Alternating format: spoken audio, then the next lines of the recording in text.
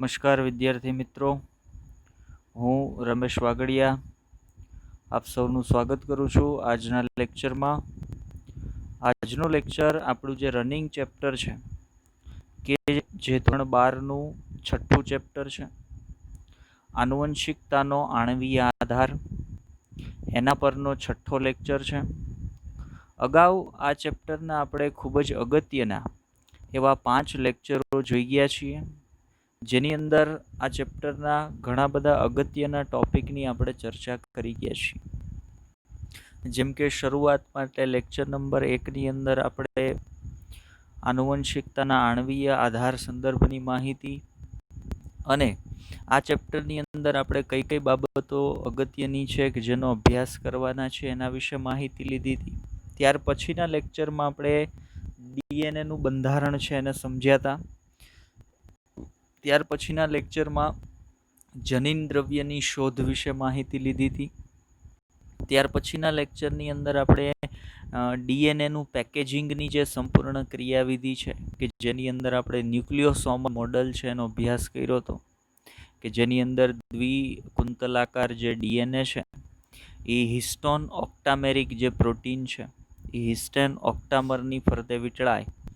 એક હિસ્ટોન ઓક્ટામરની ફરતે 200 બેઝ પેર જેટલો ડીએનએ, એક હિસ્ટોન ઓક્ટામરની ફરતે 200 બેઝ પેર જેટલો ડીએનએ છે એ વીંટળાય છે અને પરિણામે એક રચના બને છે જેને આપણે ન્યુક્લિયોસોમ કહીએ છીએ. ન્યુક્લિયોસોમ છે એ ત્યાર પછી ક્રોમેટિન તંતુ છે એ બનાવે છે. એમાંથી વચ્ચેના સ્ટેપ તરીકે આપણે તમને કીધું હતું સોલેનોઇડ બનશે, સુપર સોલેનોઇડ બનશે, ક્રોમેટિન તંતુ બનશે, ત્યાર પછી ક્રોમેટિડ બનશે અને ત્યાર પછી ક્રોમોસોમ અથવા તો રંગસૂત્ર છે એ બને છે. તો આ પ્રકારની માહિતી છે એ આપણે છેલ્લા લેક્ચરોની અંદર જોઈ ગયા છીએ. લેક્ચર નંબર 5 કે જે આની પહેલાંનો લેક્ચર હતો એની અંદર આપણે એક નવો ટોપિક શરૂ કર્યો હતો કે જે આનુવંશિક દ્રવ્ય તરીકે ડીએનએ છે એની સાબિતી આપતા પ્રયોગોની વાત આપણે શરૂ કરી હતી. જેમાં ગઈકાલના લેક્ચરની અંદર આપણે પહેલો પ્રયોગ જે બેક્ટેરિયલ રૂપાંતરણનો પ્રયોગ હતો, ફ્રેડરિક ગ્રિફિથ નામના વૈજ્ઞાનિકે જે પ્રયોગની રજૂઆત કરી હતી, જેણે આ પ્રયોગ આપ્યો હતો, એના સંદર્ભની આપણે વાત કરી. ઈસવીસન 1869ની સાલ. બરાબર. આપણે ગઈકાલના લેક્ચરમાં જોયું હતું કે ભાઈ ફ્રેડરિક ગ્રિફિથે એક બેક્ટેરિયાને પોતાના પ્રયોગની અંદર ઉપયોગમાં લીધા હતા. કયા બેક્ટેરિયા હતા? સ્ટ્રેપ્ટોકોકસ ન્યુમોની બેક્ટેરિયા હતા, અથવા આપણે એને ન્યુમોકોકસ ન્યુમોની બેક્ટેરિયા કીધા હતા, જેની 2 જુદી જુદી સ્ટ્રેન છે એનો ઉપયોગ કર્યો તો R2 સ્ટ્રેન અને S3 સ્ટ્રેન. એમાંથી કોઈ એક ઝેરી હતી, કોઈ એક બિનઝેરી હતી. તો આ તમામ બાબતો સંદર્ભની વાત આપણે ગયા લેક્ચરની અંદર જોઈ ગયા, જેની અંદર ફ્રેડરિક ગ્રિફિથે પ્રયોગ કર્યો અને ત્યાર પછી એના પ્રયોગને સપોર્ટ કરવા માટે એવરી મેકલોઇડ અને મેકકાર્ટીએ પોતાનો પ્રયોગ છે એ રજૂ કર્યો હતો. એવરી મેકલોઇડ અને મેકકાર્ટીએ પોતાના પ્રયોગની અંદર બહુ સ્પષ્ટ એવી સમજૂતી આપી દીધી હતી કે ભાઈ આનુવંશિક દ્રવ્ય તરીકે કોણ વર્તે છે? તો ભાઈ આનુવંશિક દ્રવ્ય તરીકે ડીએનએ વર્તે છે. આનુવંશિક દ્રવ્ય તરીકે કોણ વર્તે છે? તો ભાઈ આનુવંશિક દ્રવ્ય તરીકે ડીએનએ વર્તે છે. પણ ઘણા વૈજ્ઞાનિકોએ એવરી મેકલોઇડ અને મેકકાર્ટીની જે આ વાત હતી કે ભાઈ જેમાં એણે કીધું હતું કે ભાઈ આનુવંશિક દ્રવ્ય તરીકે ડીએનએ વર્તે છે, એને સ્વીકારી નહીં. ઘણા વૈજ્ઞાનિકોએ એવું કીધું કે ભાઈ એક પ્રયોગના પરિણામ પરથી એવું ન સ્વીકારી શકાય કે ભાઈ આનુવંશિક દ્રવ્ય તરીકે ડીએનએ વર્તે છે, બીજા કોઈ દ્રવ્ય પણ હોઈ શકે આનુવંશિક દ્રવ્ય તરીકે. તો ત્યાંથી આ લેક્ચરની અથવા આજના લેક્ચરમાં આપણે જે ટોપિકની વાત કરવાના છે ને એની શરૂઆત થાય છે. જ્યારે આ ટોપિકની આપણે શરૂઆત કરી કે ભાઈ આનુવંશિક દ્રવ્ય તરીકે ડીએનએની સાબિતી આપતા પ્રયોગો, તો એની અંદર આપણે કુલ 4 પ્રયોગો ભણવાના છે એવું મેં તમને કીધું હતું, જેમાંથી પહેલો પ્રયોગ આપણે ગઈકાલે ભણી ગયા હતા. હવે પહેલા પ્રયોગના અંતે ઘણા વૈજ્ઞાનિકનું એવું કહેવું હતું કે ભાઈ હજી એવી સ્પષ્ટ સાબિતી નથી મળી, અથવા અમે નથી માનતા કે ભાઈ ડીએનએ છે આનુવંશિક દ્રવ્ય તરીકે વર્તતું હોય. તો એની સાબિતી આપવા માટે 2 વૈજ્ઞાનિક હતા, એડી હર્શી અને એમજે ચેઝ. આલ્ફ્રેડ હર્શી અને માર્થા ચેઝ નામના 2 વૈજ્ઞાનિક હતા, જેણે ઈસવીસન 1952ની સાલમાં એક પ્રયોગ કર્યો હતો જેને બેક્ટેરિયોફેજ એક્સપેરિમેન્ટ તરીકે ઓળખવામાં આવે છે. તો એ બેક્ટેરિયોફેજ એક્સપેરિમેન્ટ પણ શેના માટે, જેની આજે આપણે વાત કરવાના છીએ, પણ શેના માટેનો પ્રયોગ છે? તો ભાઈ ડીએનએ છે એ આનુવંશિક દ્રવ્ય અથવા જનીન દ્રવ્ય છે એની સાબિતી આપવા માટેનો પ્રયોગ છે. ચાલો તો લેક્ચરની શરૂઆત કરીએ. મેં તમને માહિતી આપી કે આજના લેક્ચરની અંદર આપણે કઈ બાબતનો અભ્યાસ કરવાના છે. તો જુઓ, તમારી સામે આપણે પહેલી જ સ્લાઇડમાં બહુ સ્પષ્ટ રીતે લખી દીધું છે કે ભાઈ આજના લેક્ચરની અંદર આપણે એવા એક પ્રયોગની વાત કરવાના છીએ કે જે આપણને બહુ સ્પષ્ટ રીતે એવી સાબિતી આપે છે કે ભાઈ આનુવંશિક દ્રવ્ય તરીકે બીજો કોઈ ઘટક નહીં, આનુવંશિક દ્રવ્ય તરીકે કોણ વર્તે છે? તો ભાઈ આનુવંશિક દ્રવ્ય તરીકે ડીએનએ નો મોલેક્યુલ છે એ વર્તે છે. હવે આવી ડીએનએ આનુવંશિક દ્રવ્ય છે એવી સાબિતી આપતો પ્રયોગ આજે આપણે જે અભ્યાસ કરવાના છીએ કયો છે? તો ભાઈ છે બેક્ટેરિયોફેગ એક્સપેરિમેન્ટ, અથવા એને બેક્ટેરિયોફેજ એક્સપેરિમેન્ટ તરીકે પણ ઓળખવામાં આવે. બેક્ટેરિયોફેજ એક્સપેરિમેન્ટના બીજા નામ તરીકે, માનો કે આપણે ગુજરાતીની અંદર કહેતા હોય તો તમે એવું કહી શકો, આ પ્રયોગનું બીજું નામ એનસીઆરટીની અંદર એક આપેલું છે, એને આપણે બેક્ટેરિયલ, આ પ્રયોગને બેક્ટેરિયલ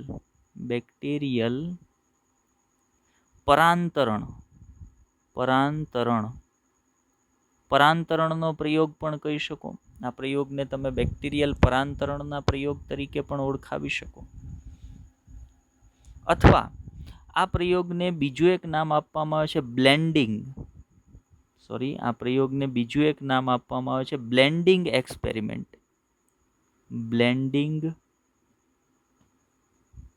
નો પ્રયોગ અથવા બ્લેન્ડિંગ એક્સપેરિમેન્ટ પ્રયોગ. મતલબ તમને બેક્ટેરિયોફેગ એક્સપેરિમેન્ટ કે બેક્ટેરિયલ પરાંતરણનો પ્રયોગ કે બ્લેન્ડિંગનો પ્રયોગ કે અથવા એડી હર્શી અને એમજે ચેઇસ દ્વારા દર્શાવવામાં આવેલ પ્રયોગ કે, તો એ બધાનો અર્થ આજે જે પ્રયોગની આપણે ચર્ચા કરવાના છીએ એ જ થાય છે. ચલો હવે આજના પ્રયોગને આપણે બેક્ટેરિયોફેગ એક્સપેરિમેન્ટ કહીએ છીએ. આજના પ્રયોગને આપણે બેક્ટેરિયોફેગ એક્સપેરિમેન્ટ કહીએ છીએ. તો આ પ્રયોગને એવું નામ શું કામ આપવામાં આવેલું છે? તો સૌથી પહેલા આપણે એ સંદર્ભની ચર્ચા કરીએ. તો બેક્ટેરિયોફેગ એક્સપેરિમેન્ટની અંદર બે બાબત છે. એક તમે જુઓ, બેક્ટેરિયો એટલે બેક્ટેરિયાની વાત કરે છે, અને બીજું છે ફેગ અથવા ફેઝ. ફેગ અથવા ફેઝનો અર્થ થાય છે ભક્ષણ કરનારા,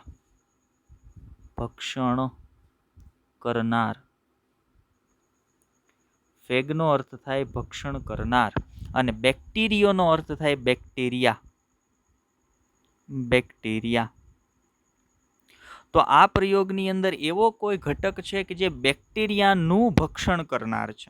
ધ્યાન આપજો, હજી હું તમને પ્રયોગ વિશે નથી સમજાવતો. અત્યારે હું શરૂઆતમાં તમને વાત કરું છું આ પ્રયોગની અંદર વૈજ્ઞાનિકોએ કયા સજીવનો ઉપયોગ કર્યો હતો.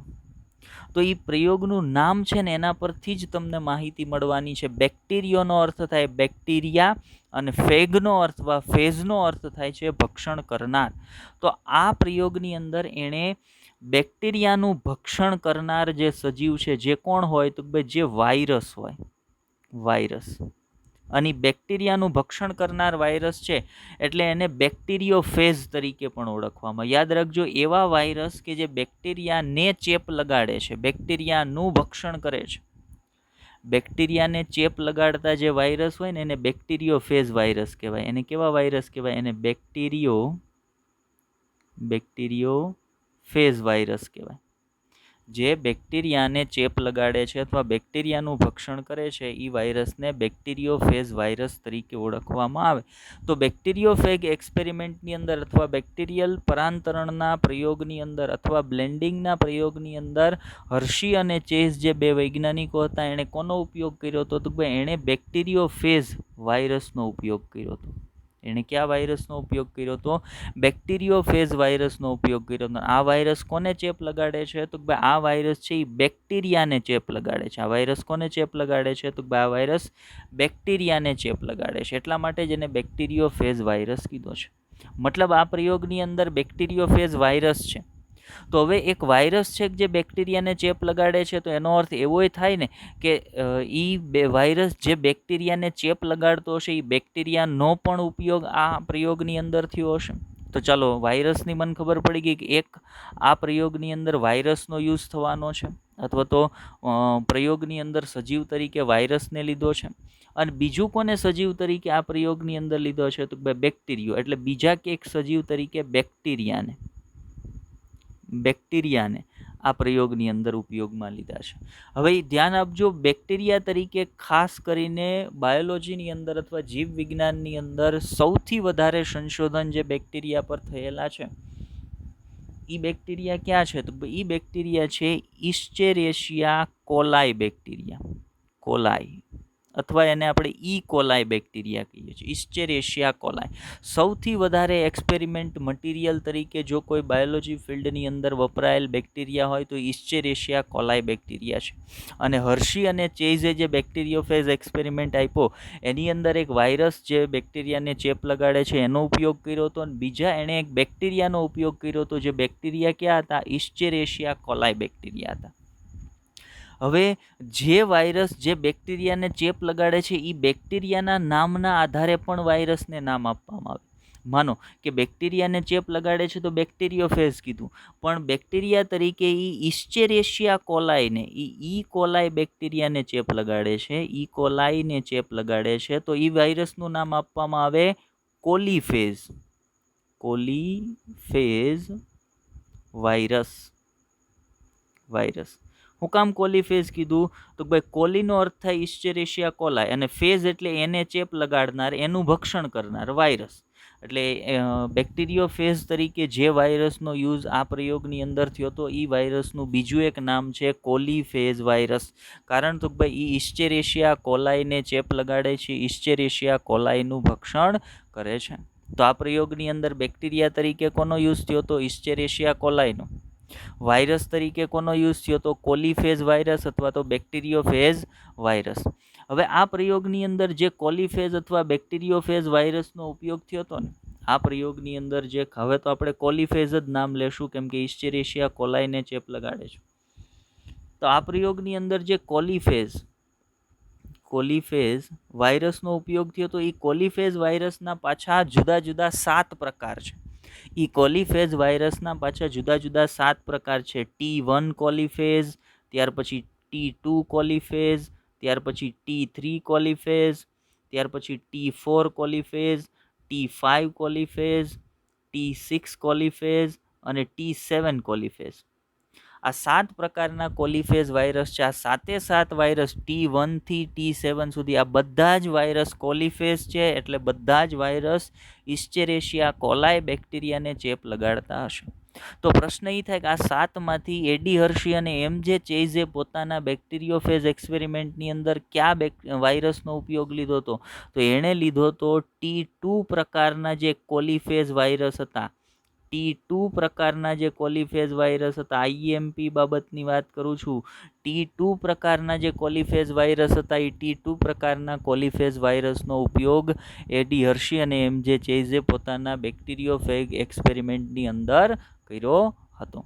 તો મેં તમને શરૂઆતમાં એક બાબતની સમજૂતી આપી કે આ પ્રયોગ બેક્ટેરિયોફેજ એક્સપેરિમેન્ટ, જેને બેક્ટેરિયલ પરાંતરણનો પ્રયોગ કહેવાય, જેને બીજા નામ તરીકે આપણે બ્લેન્ડિંગનો પ્રયોગ કહીએ છીએ, એની અંદર એક બેક્ટેરિયા છે એ સજીવ તરીકે ઉપયોગમાં લેવાના છે, વાયરસ ઉપયોગમાં લેવાનો છે. વાયરસ છે એ કયો છે, બેક્ટેરિયોફેજ વાયરસ અથવા તો કોલીફેજ વાયરસ. કોલીફેજનો કયો પ્રકાર, T2 પ્રકારનો જે કોલીફેજ વાયરસ છે એ બેક્ટેરિયા તરીકે કોણ ઉપયોગમાં લેવાનું છે, ઇસ્ચેરેશિયા કોલાઈ. ચાલો, તો આટલી માહિતી અત્યારે આપણને ધ્યાનમાં રહેવી જોઈએ. હજી આપણે પ્રયોગની શરૂઆત નથી કરી, હજી માત્ર ને માત્ર હું તમને એટલી જ વસ્તુ સમજાવું છું કે કયા સજીવનો ઉપયોગ આ પ્રયોગની અંદર થયો હતો. ચાલો આગળ વધીએ. આપણે આગળની સ્લાઇડમાં પણ એ માહિતી છે એ તમારા માટે મૂકી છે, કયા સજીવનો ઉપયોગ છે. જો અહીંયા શું લખ્યું છે, બેક્ટેરિયોફેજ પ્રયોગમાં ઉપયોગમાં લેવાયેલ સજીવ. તો બેક્ટેરિયોફેજ પ્રયોગની અંદર ઉપયોગમાં લેવાયેલ સજીવ તરીકે એક હતા વાયરસ અને બીજા બેક્ટેરિયા, જેની મેં આગળ તમને સમજૂતી આપી. તો અહીંયા સ્લાઇડની અંદર આપણે બંનેના ફોટોગ્રાફ નથી રાખ્યા. માનો હું અહીંયા સાઈડમાં આવી રીતે દોરી શકું, સમજી લ્યો આ છે એ ઇસ્ચેરેશિયા કોલાઈ બેક્ટેરિયા છે. આ છે ઇસ્ચેરેશિયા કોલાય બેક્ટેરિયા છે. તો બે સજીવનો યુઝ થયો, એક ઇસ્ચેરેશિયા કોલાય બેક્ટેરિયા અને તમારી સામે એક જે આ સ્ટ્રક્ચર તમને દેખાય છે, આ સ્ટ્રક્ચર શેનું છે? તો ભાઈ આ સ્ટ્રક્ચર છે બેક્ટેરિયોફેજ વાયરસનું. આ સ્ટ્રક્ચર છે એ શેનું છે? બેક્ટેરિયોફેજ વાયરસનું. બરાબર. આ બેક્ટેરિયોફેજ વાયરસ કેટલા ભાગથી બનેલો હોય? તો ભાઈ બેક્ટેરિયોફેજ વાયરસ એક એને શીર્ષ પ્રદેશ હોય હેડ, એક હોય નેક પ્રદેશ, ત્યાર પછી આ જે છે એને શીથ અથવા તો દંડ પ્રદેશ તરીકે મુખ્ય દેહ તરીકે ઓળખીએ, અને ત્યાર પછી એની ટેલ ફાઈબર એટલે પુચ્છીય તંતુ છે એની રચનામાં આવેલા હોય. બરાબર. હવે આ આખો જે કોલીફેજ વાયરસ અથવા તો કોઈ પણ વાયરસની આપણે વાત કરીએ, કોલીફેજ વાયરસ અથવા તો કોઈ પણ વાયરસ મુખ્ય બે ઘટકથી બનેલો હોય.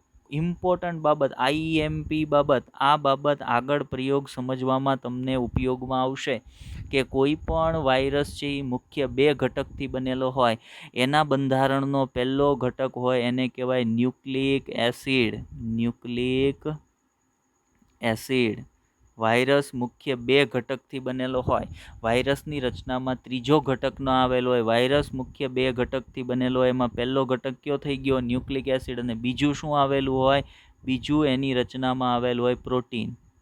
મતલબ તમે એમ કહી શકો કોઈ પણ વાયરસ એ શું છે? એ ન્યુક્લિયો પ્રોટીન છે. એ શું છે? ન્યુક્લિયો પ્રોટીન છે. કારણ દરેક વાયરસ મુખ્ય બે ઘટકથી જ બનેલો હોય. એ સિવાય એના બંધારણમાં કોઈ આવેલું હોય નહીં.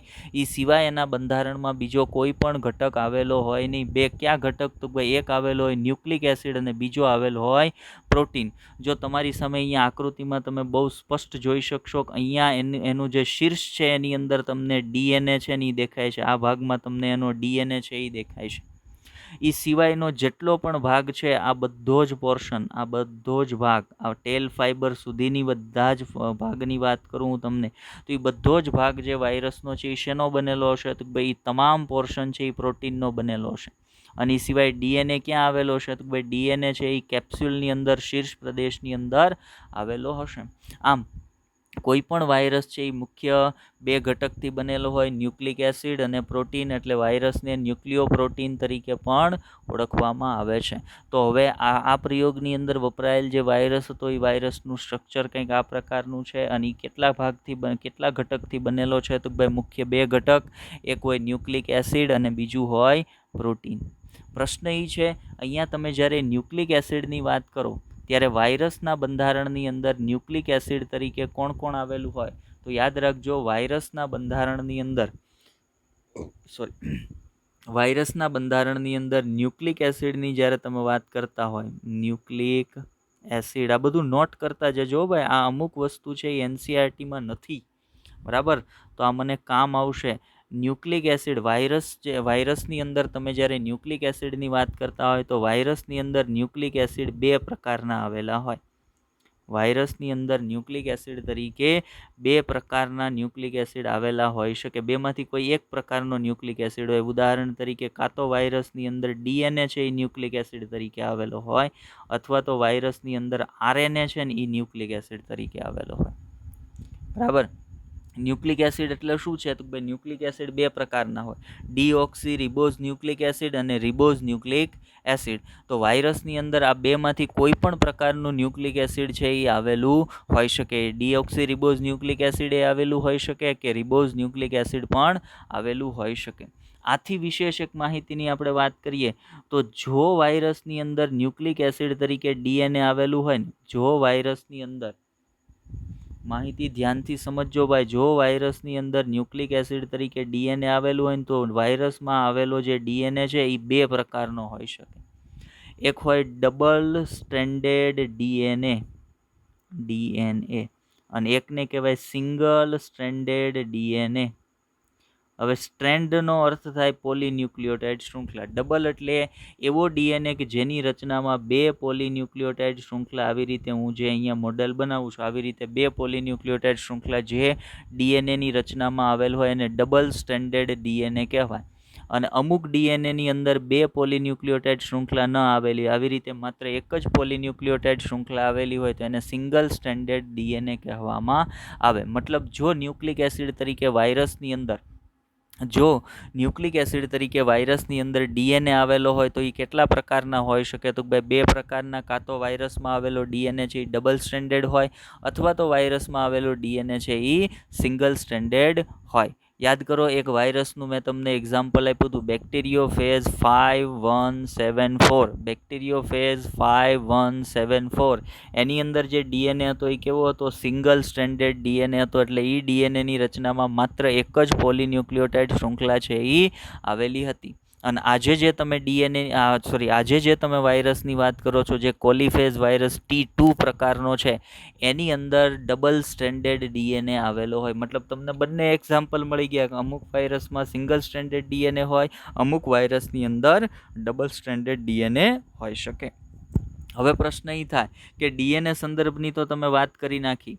હવે વાત આવે આરએનએની. ઉદાહરણ તરીકે અમુક વાયરસની અંદર ન્યુક્લિક એસિડ તરીકે ડીએનએ જ આવેલું હોય એવું જરૂરી નથી. અમુકની અંદર ન્યુક્લિક એસિડ તરીકે આરએનએ પણ આવેલું હોઈ શકે. હવે સમજો કોઈ વાયરસની અંદર ન્યુક્લિક એસિડ તરીકે આરએનએ આવેલું હોય ને, તો વાયરસમાં આવેલ આરએનએ પણ 2 પ્રકારના હોઈ શકે. ઘણાની અંદર આરએનએ છે એ ડબલ સ્ટ્રેન્ડેડ હોય. ઘણાની અંદર આરએનએ છે એ ડબલ સ્ટ્રેન્ડેડ હોય. એ આરએનએની ડબલ સ્ટ્રેન્ડ છે એ ડીએનએની જેમ જ ગોઠવાયેલી હોય એવું જરૂરી નથી. પણ આપણે તો એમ જ આવી રીતે ડબલ સ્ટ્રેન્ડેડ આરએનએ દોરી નાખ્યો છે. બાકી એ આરએનએ દ્વિકુંતલ આકારે ગોઠવાયેલો હોય જ એવું જરૂરી નથી. બરાબર? એ આવી રીતે ડબલ સ્ટ્રેન્ડેડનો બનેલો હોય. બરાબર. અને અમુક વાયરસની અંદર જે આરએનએ આવેલો હોય એ કેવો હોય? તો ભાઈ નોર્મલ અથવા સિંગલ સ્ટ્રેન્ડેડ આરએનએ આવેલો હોય. કારણ આપણે જાણીએ નોર્મલ આરએનએની અંદર કેટલી પોલીન્યુક્લિયોટાઇડ શૃંખલા હોય? 1. અને ડીએનએમાં નોર્મલી કેટલી હોય? 2. પણ વાયરસની અંદર ડીએનએ છે એ સિંગલ સ્ટ્રેન્ડેડ હોઈ શકે, અને વાયરસમાં આરએનએ છે એ ડબલ સ્ટ્રેન્ડેડ પણ હોઈ શકે. પણ પહેલાં ફિક્સ એ કરવું પડે કે વાયરસની અંદર ન્યુક્લિક એસિડ તરીકે કોણ છે? ડીએનએ છે કે પછી આરએનએ છે? જો ડીએનએ હોય તો એ ડબલ સ્ટ્રેન્ડેડ હોઈ શકે અને સિંગલ સ્ટ્રેન્ડેડ હોઈ શકે, અને જો આરએનએ હોય તો એ ડબલ સ્ટ્રેન્ડેડ હોઈ શકે અને સિંગલ સ્ટ્રેન્ડેડ હોઈ શકે. માનો એક વસ્તુ ક્લિયર થઈ ગઈ કે વાયરસ 2 ઘટકથી બનેલો છે. એક ન્યુક્લિક એસિડ, તો ન્યુક્લિક એસિડ તરીકે ડીએનએ કે આરએનએ હોઈ શકે. બીજું શું આવેલું છે એના બંધારણમાં? તો ભાઈ બીજું આ બાકીનો તમામ ભાગ છે ન્યુક્લિક એસિડ સિવાયનો, એ બધો એનાથી બનેલો છે. તો ભાઈ બધો ભાગ પ્રોટીનથી બનેલો છે. એનો અર્થ એવો થાય કે વાયરસ કેટલા ઘટકથી બનેલો છે? તો ભાઈ 2 ઘટકથી. એક કોણ હોય? તો ભાઈ ન્યુક્લિક એસિડ. અને ન્યુક્લિક એસિડમાં મેં તમને હમણાં ચોખવટ કરી, કોઈ પણ આવેલું હોઈ શકે. અને બીજું કોણ હોય? તો ભાઈ એના બંધારણમાં પ્રોટીન આવેલ હોઈ શકે. આ જે ડાયાગ્રામ છે એ તમારી સામે જે સ્લાઇડની અંદર છે એ ઇમ્પોર્ટન્ટ ડાયાગ્રામ છે. લેબલિંગની અંદર પૂછાઈ શકે એવો ડાયાગ્રામ છે. એટલે પોસિબલ હોય તો ડાયાગ્રામ આપણે દોરી લેવાનો છે. ચાલો આગળ વધીએ. તો હવે આપણને વાયરસ વિશે તમામ માહિતી ખબર પડી ગઈ છે કે ભાઈ કયા પ્રકારનો વાયરસ છે. હવે જુઓ, નીચે આપણે કોઈ એક વાયરસ હોય તો એ વાયરસની ક્રિયાવિધિ કયા પ્રકારની છે ને એના સંદર્ભ વાત કરીએ. કોઈ પણ વાયરસ છે એ કોઈ બેક્ટેરિયા કે કોઈ પણ કોષ, બેક્ટેરિયા જ નહીં માત્ર, કોઈ વાયરસ છે એ કોઈ કોષને અથવા કોઈ બેક્ટેરિયાને ચેપ લગાડે તો એ કઈ રીતે એ બેક્ટેરિયા પર અસર કરશે એની માહિતી છે એ આપણે નીચેની સ્લાઇડમાં મૂકી છે. જો ટાઇટલ આપ્યું છે વાયરસની કાર્ય પદ્ધતિ, વાયરસ કઈ રીતે કામ કરે છે એના સંદર્ભની વાત આપણે અહીંયા કરવાના છે. કોઈ પણ વાયરસ છે એ કઈ રીતે કોષને ચેપ લગાડે અથવા કઈ રીતે બેક્ટેરિયાને ચેપ લગાડે. અહીંયા આપણે બેક્ટેરિયા શબ્દ એટલા માટે વાપરીએ છીએ કે આપણે જે પ્રયોગની વાત કરીએ છીએ એમાં વાયરસ કોને ચેપ લગાડવાનો છે? તો કોઈ બેક્ટેરિયાને. બાકી વાયરસ માનો બીજા કોઈ કોષને ચેપ લગાડતો હોય, સામાન્ય કોષને, તો એની અંદર એ વાયરસની કાર્ય પદ્ધતિ આ જ હશે જે હું અહીંયા તમને સમજાવવાનો છું. માનો કે અહીંયા તમારી સામે આ જે રચના દેખાય છે આ શું છે? તો આ બેક્ટેરિયા છે. કયો બેક્ટેરિયા છે? તો આપણે અત્યારે એવું વિચારી લઈએ કે ભાઈ ઈ કોલાઈ બેક્ટેરિયા છે, ઇસ્ચેરેશિયા કોલાઈ બેક્ટેરિયા છે કે જેને એક્સપેરિમેન્ટ મટીરિયલ તરીકે એડી હર્શી અને એમ.જે. ચેઝે લીધો છે. હવે ઇસ્ચેરેશિયા કોલાઈ બેક્ટેરિયા કોના સંપર્કમાં આવે છે? તો માનો ઇસ્ચેરેશિયા કોલાઈ બેક્ટેરિયા છે, અહીંયા એક વાયરસ છે જે વાયરસને આપણે શું નામ આપીએ છીએ? કોલીફેજ વાયરસ નામ આપીએ છીએ. એ કોલીફેજ વાયરસ છે એ આ બેક્ટેરિયાને ચેપગ્રસ્ત કરે છે અથવા તો એ બેક્ટેરિયાને ચેપ લગાડે છે. તો એની વાયરસે એક વખત બેક્ટેરિયાને ચેપ લગાડ્યો ત્યાર પછી ધ્યાન આપશો તો તમને બહુ સ્પષ્ટ દેખાશે કે એ વાયરસના જે શીર્ષ પ્રદેશ હતો, જે કેપ્સ્યુલ હતી, કેપ્સ્યુલની અંદર કંઈક ભરાયેલું હતું. શું હતું? Nucleic acid. ન્યુક્લિક એસિડ તરીકે આ વાયરસમાં શું આવેલું છે? તો ભાઈ ડીએનએ. મતલબ ન્યા એનો ડીએનએ છે ને ભરાયેલો હતો, એનું જનીન દ્રવ્ય, એનું ન્યુક્લિક એસિડ છે ને ત્યાં ભરાયેલું હતું. એ ન્યુક્લિક એસિડ વાયરસે કોને આપી દીધું? તો અહીંયાથી બહુ સ્પષ્ટ તમને દેખાશે કે એ ન્યુક્લિક એસિડ વાયરસે છે ને બેક્ટેરિયાના શરીરમાં દાખલ કરી દીધું છે. હવે એક વખત કોઈ પણ વાયરસનું જનીન દ્રવ્ય, એ જનીન દ્રવ્ય તરીકે શું છે એની આપણે હજી વાત નથી કરતા, બરાબર? આપણને અત્યારે ખબર છે કે જનીન દ્રવ્ય તરીકે ડીએનએ જ છે, પણ માનો કે જે તે સમયે આ પ્રયોગ ચાલતો હતો ત્યારે ત્યારે એ લોકો એવું જ કહેતા હશે કે ભાઈ વાયરસે પોતાનું જનીન દ્રવ્ય છે એ બેક્ટેરિયાની અંદર દાખલ કરી દીધું. હવે માનો એક વખત વાયરસ પોતાનું જનીન દ્રવ્ય બેક્ટેરિયામાં દાખલ કરે ને પછી એ જનીન દ્રવ્ય જે વાયરસનું બેક્ટેરિયાના શરીરમાં દાખલ થયું ને એ બેક્ટેરિયાનું જે જનીન દ્રવ્ય છે, બેક્ટેરિયાનું મૂળ જનીન દ્રવ્ય જે અહીંયા બ્લુ કલરથી તમને દેખાતું હોય તો માર્ક કરેલું છે, બરાબર? આકૃતિની અંદર બહુ સ્પષ્ટપણે અહીંયા બ્લુ રંગથી માર્ક કરેલ આ જે ભાગ છે એ શું છે? તો ભાઈ બેક્ટેરિયાનો ડીએનએ છે. તો જેવો વાયરસનો ડીએનએ છે એ બેક્ટેરિયાના શરીરમાં દાખલ થશે ને એટલે વાયરસનો ડીએનએ પહેલું કામ કરશે, એ બેક્ટેરિયાનો જે ડીએનએ છે ને એને હાઇજેક કરી લેશે. એટલે હવે બેક્ટેરિયા પર બેક્ટેરિયલ ડીએનએનો કંટ્રોલ નથી. હવે એ બેક્ટેરિયા કોના કંટ્રોલ હેઠળ છે? તો ભાઈ એ બેક્ટેરિયા છે વાયરલ ડીએનએના કંટ્રોલ હેઠળ આવી જશે. અને આ બેક્ટેરિયા કે જેનું જનીન દ્રવ્ય છે એ કોના દ્વારા કંટ્રોલ થાય છે? તો ભાઈ વાયરસના જનીન દ્રવ્ય દ્વારા કંટ્રોલ થાય. આ બેક્ટેરિયા હવે અસંખ્ય વાયરસ ઉત્પન્ન કરવા મળશે, વાયરસની ફેક્ટરી તરીકે વર્તે. આ બેક્ટેરિયા છે આ પ્રકારે નવા વાયરસ છે, જે વાયરસ એને ચેપ લગાડ્યો હતો ને એ પ્રકારના નવા વાયરસ છે એ બેક્ટેરિયા ઉત્પન્ન કરવા મળશે. કેમ કે પ્રશ્ન એ થાય કે એ બેક્ટેરિયા પાસે આ વાયરસ બનાવવાની માહિતી ક્યાંથી આવી? તો ભાઈ એ બેક્ટેરિયા પાસે વાયરસ બનાવવાની માહિતી આવી એ વાયરસે પોતાનો જે ડીએનએ બેક્ટેરિયાના શરીરમાં દાખલ કર્યો ને એ ડીએનએ પાસે આવા વાયરસ બનાવવાની માહિતી હતી. અને એ ડીએનએ કોને કંટ્રોલ કરે છે? એ ડીએનએ જે બેક્ટેરિયાનો ડીએનએ હતો ને એને હાઇજેક કરી લે છે, એને કંટ્રોલ કરી લે છે. એટલે હવે બેક્ટેરિયલ ડીએનએનો કંટ્રોલ બેક્ટેરિયા પર નથી, પણ હવે બેક્ટેરિયા પણ કોનો કંટ્રોલ છે? તો ભાઈ વાયરલ ડીએનએનો છે. તો એ વાયરલ ડીએનએ બેક્ટેરિયામાં દાખલ થયું એટલે ઓટોમેટિકલી બેક્ટેરિયા પાસે વાયરસ બનાવવાની ક્ષમતા આવી જશે. અને એ બેક્ટેરિયા છે એ હવે અસંખ્ય વાયરસ છે એ ઉત્પન્ન કરવા મળશે. તો કોઈ પણ વાયરસ છે એ આ પ્રકારે કોઈ પણ કોષને કે કોઈ પણ બેક્ટેરિયાને ચેપ લગાડે છે. હવે એ સમજાવવા માટે બાજુમાં એક બીજો ચાર્ટ મેં મૂક્યો છે, ધ્યાન આપજો. આ જે છે એ બેક્ટેરિયા છે, માનો એના ઉપર એક વાયરસનો ચેપ લાગે છે. વાયરસે શું કર્યું? પોતાનું જનીન દ્રવ્ય બેક્ટેરિયાના શરીરમાં દાખલ કર્યું. એ જનીન દ્રવ્ય છે એ પોતાની સંખ્યામાં વધારો કરે છે, મલ્ટીપ્લાય થાય છે. અને એ જનીન દ્રવ્ય બેક્ટેરિયાનું જે જનીન દ્રવ્ય છે ને એના પર પોતાનો કંટ્રોલ કરી લે છે. પરિણામે એ બેક્ટેરિયા શું કરે છે? તો ભાઈ નવા વાયરસ બનાવવાનું શરૂ કરે છે. અને નવા વાયરસ બની ગયા પછી વાયરસ બેક્ટેરિયાના શરીરને તોડી અને બેક્ટેરિયામાંથી મુક્ત થઈ જાય છે. તો કોઈ પણ વાયરસ છે એ જ્યારે બેક્ટેરિયા કે કોઈ પણ ચેપને કોઈ પણ કોષને ચેપ લગાડશે ત્યારે એ આ પ્રકારે કાર્ય કરતા હોય છે. તો આ વાયરસની કાર્ય પદ્ધતિ થઈ ગઈ. ચલો એ સંદર્ભની થોડીક થિયરિટિકલ માહિતી જે એનસીઆરટીની અંદર આપેલી છે એના સંદર્ભની આપણે પહેલાં વાત જોઈ લઈએ.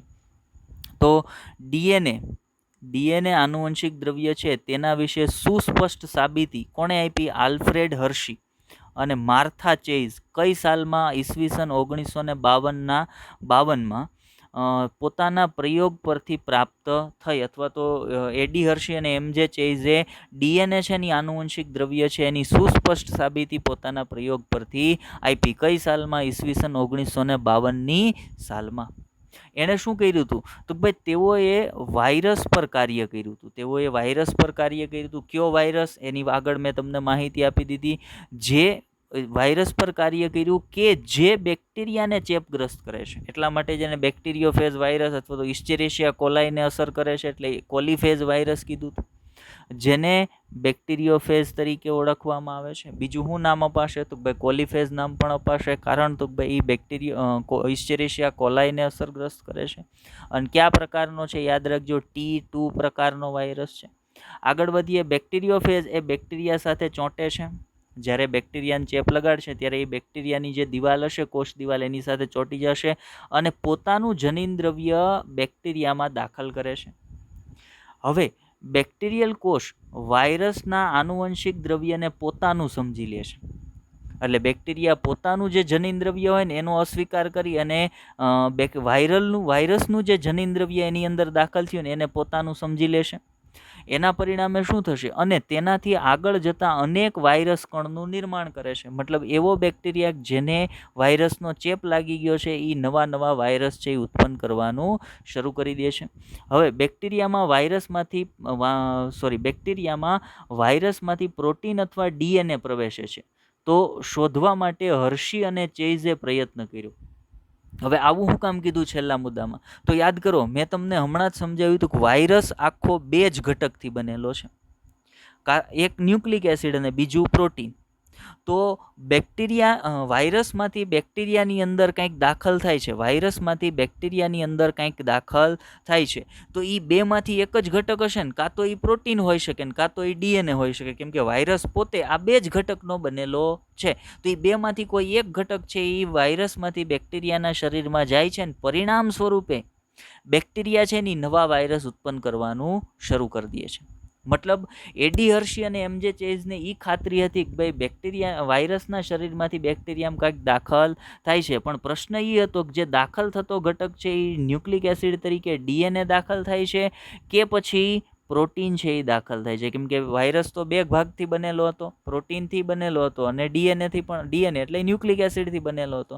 તો કંઈક દાખલ થાય છે એટલે કંઈક તરીકે ડીએનએ પણ હોઈ શકે ને એ કંઈક તરીકે પ્રોટીન પણ હોઈ શકે. તો એ સ્પષ્ટ કરવા માટે કે ભાઈ વાયરસના શરીરમાંથી બેક્ટેરિયાની અંદર શું દાખલ થાય છે?